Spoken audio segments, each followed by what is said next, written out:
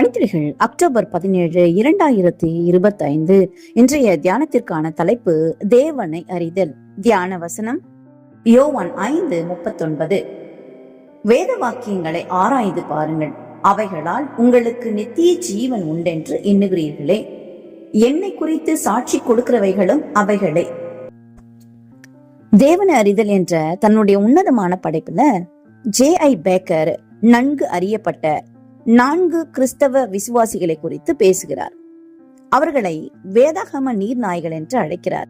இந்த 4வரும் பெரிய நிபுணர்கள் அல்ல என்ற போதிலும், ஒரு நீர்நாயானது ஒரு மரத்தை எப்படி தன் பற்களினால கடித்து ஊடுருவமோ அதே போன்று தேவனை அறிவதற்காய் இவர்கள் வேதத்தை ஊடுருவி உள்ளனர் என்று கூறுகிறார்.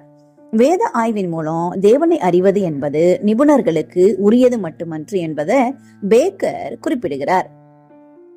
இறையியல் கருத்துக்களை கற்று தேர்ந்த இறையியல் வல்லுநர்களை காட்டிலும் பரிசுத்த ஆவியால நிறைந்து சாதாரணமாய் வேதத்தை வாசிக்கும் ஒரு நபரோ அல்லது பிரசங்கத்தை கேட்கிற ஒரு விசுவாசியோ இரட்சகரோடும் தேவனோடும் நெருங்கிய உறவை ஏற்படுத்த முடியுமா?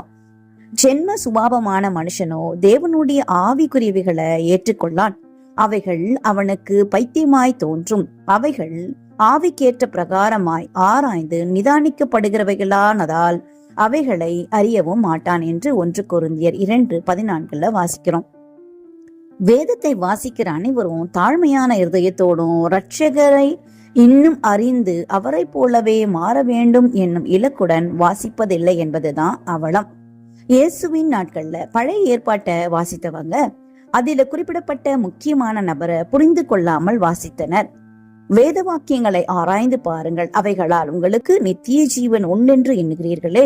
என்னை குறித்து சாட்சி சொல்லுகிறவைகளும் அவைகளே. அப்படி இருந்தும் உங்களுக்கு ஜீவன் உண்டாகும்படி என்னிடத்தில் வர உங்களுக்கு மனதில்லை என்று யோவான் 5:39-40 இயேசு கூறுகிறார். நீங்கள் வேதத்தை படிப்பதற்கு தடுமாறி கொண்டிருக்கிறீர்களா அல்லது வேதத்தை படிப்பதையே விட்டுவிட்டீர்களா?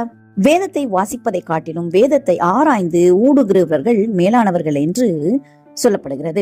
கண்களையும் மனதையும் திறந்து வேதத்தில் வெளிப்படுத்தப்பட்டுள்ள இயேசுவை பார்க்கவும் நேசிக்கவும் அவர்கள் ஜெபத்தோடும் கவனத்தோடும் வேதத்தை ஊடுருவி பாய்கின்றனர்.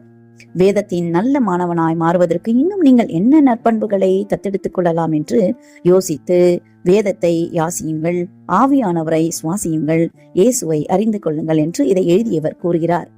தனிமையாய் இருந்தாலும் நமக்கு நன்மையான காரியம் தரும்படியாக தேவனிடத்துல வேத வசங்களை ஆராய்ந்து பார்ப்போம். அது நமக்கு தேவபலனா இருக்கிறது என்று வேதமே சொல்லுகிறது. நீங்கள் தனிமையாய் இருக்கிறீர்களா? சோர்ந்து போயிருக்கிறீர்களா? வேதத்தை கையில் எடுத்துக் கொள்ளுங்கள், தேவனோடு சஞ்சரியுங்கள். தேவன் நம்மை ஆசீர்வதிப்பார். இந்த நாள் உங்களுக்கு இனி நாளா இருக்கட்டும்.